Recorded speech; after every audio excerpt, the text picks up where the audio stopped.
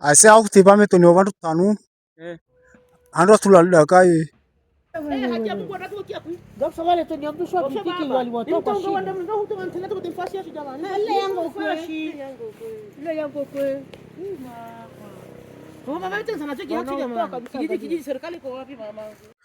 Mwenyekiti wa kitongoji Josephat,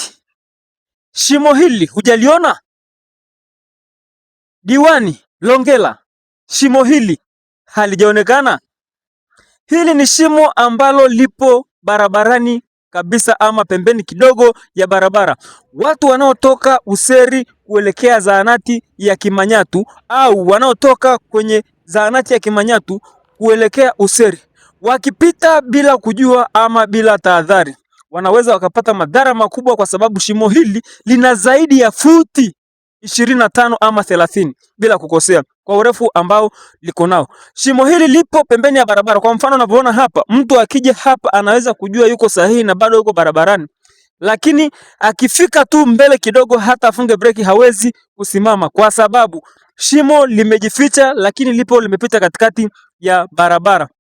Osha kwa mfano gari lasha wakati lichama kuti na mndu alisha na pikipiki kunu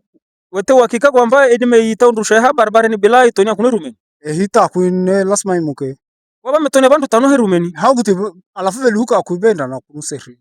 wakabe sile moja kwa moja umi nalefa ivo benki bakangdo wakaumia bakanilukia daraja lia seri haya ifo kwa shana pikipiki fo kutola lasma ufeli hau ifo kwa shana matendre lasma toni hakuti le kwa sera tiki kwa nete kwa mbani karulu sera wetu ni afundana ole kutote semie ya shiria kama kote iruma la hatari hakuti niki kutete ishara siasa hatari kwamba bantu bataite kuno hakuti le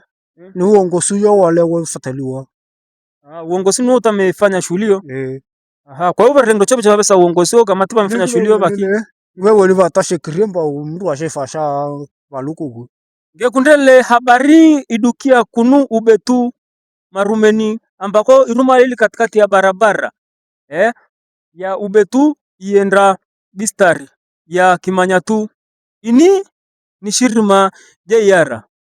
tatekwe ilaiki ishare ikomenti na isubscribe.